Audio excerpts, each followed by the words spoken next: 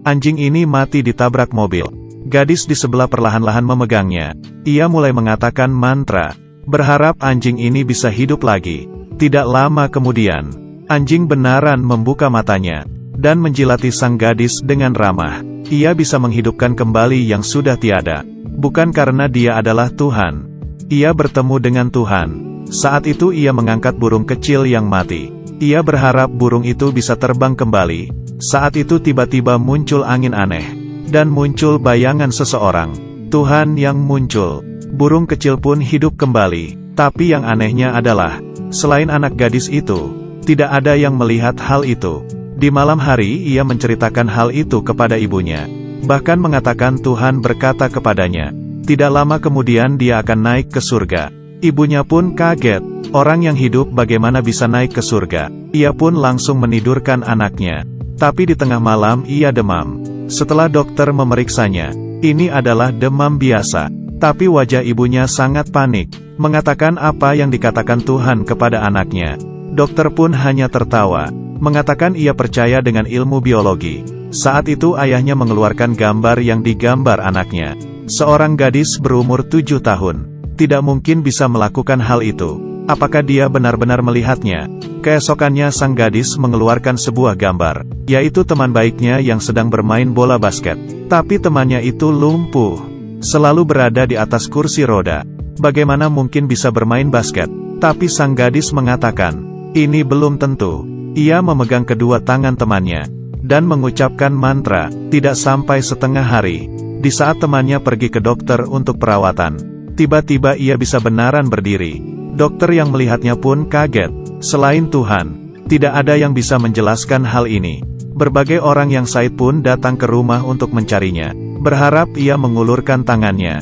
Sang gadis yang baik hati ingin keluar rumah, tapi ayahnya menahannya. Bila ia menyembuhkan salah satu orang, maka kehidupannya yang damai juga akan dihancurkan. Sang gadis pun kembali ke kamar, tapi melihat tatapan orang dari luar jendelanya. Dia pun tidak bisa mengabainya. Ia memegang salah satu tangan orang yang sakit dan mengucapkan mantra. Wanita itu pun mukanya mulai cerah. Tidak lama kemudian ia mulai menjadi sehat. Ia tahu, penyakit di dalam tubuhnya mulai hilang. Sang wanita pun sangat senang dan memeluk erat si gadis. Sang gadis merasakan kebaikan yang ia lakukan, pun mulai menyembuhkan yang lainnya. Mata gadis ini berwarna putih. Ia membuka kacamata hitamnya. Mata yang awalnya putih sekarang muncul hitamnya. Ia sangat senang dan langsung memeluk ibunya. Ini adalah hal pertama yang dilihatnya. Dan yang menolongnya adalah gadis kecil di depannya. Tidak ada yang melihat. Di balik sang gadis, ada seorang pria yang tembus bayangan. Itulah wujud aslinya. Dan si gadis adalah orang yang terpilih. Ia sangat senang untuk menolong orang lain. Tapi dengan tindakan ini, menguras banyak tenaga. Ia berjalan beberapa langkah, dan jatuh pingsan. Hasil pengecekan dokter membuat semua orang sedih.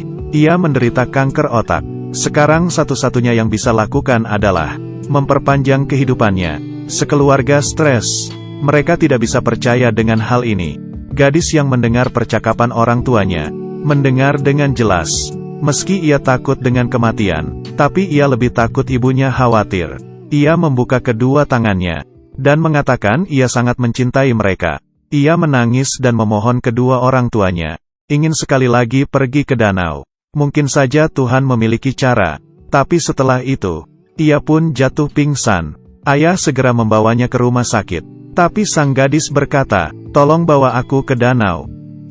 Kakeknya yang tidak percaya dengan Tuhan melepaskan topinya, dan berlutut, berteriak sekuat tenaga, bila Tuhan benaran ada, kumohon tolonglah cucu saya, tolong jangan bawa dia pergi dari sisiku. Tapi di sini semuanya diam. Sama sekali tidak ada respon. Setelah kakek pulang ke rumah, orang yang diselamatkan sang gadis. Mereka ingin membawa keluar ia dari rumah sakit, dan memenuhi keinginan terakhirnya. Ini adalah rencana mereka. Tujuannya adalah gadis yang sakit parah di atas kasur. Kakeknya sedang merawatnya. Kemudian sang kakak masuk ke kamar, dan menggendong sang gadis ke kursi roda. Di luar kamar pasien, tim yang bertugas untuk menarik perhatian juga tidak mudah. Ia menutup kedua matanya, dan mulai berakting. Sang kakak menggunakan kesempatan itu untuk membawa keluar sang gadis. Setelah berhasil, mereka tersenyum dan meninggalkan tempat. Tapi hari itu tiba-tiba hujan deras turun. Wartawan yang di luar menyadari mereka, seperti serigala liar yang kelaparan. Demi mendapatkan berita langsung mengejarnya.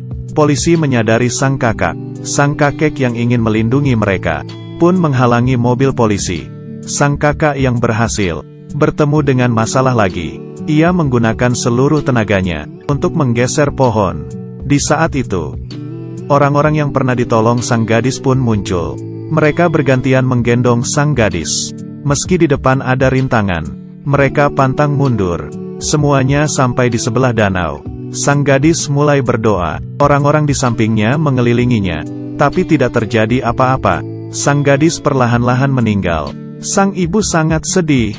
Tapi saat itu tiba-tiba muncul cahaya terang. Tuhan akhirnya muncul.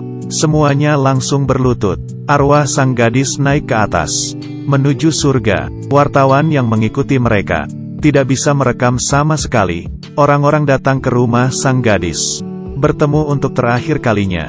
Saat itu sang kakak tiba-tiba menyadari gambar si gadis.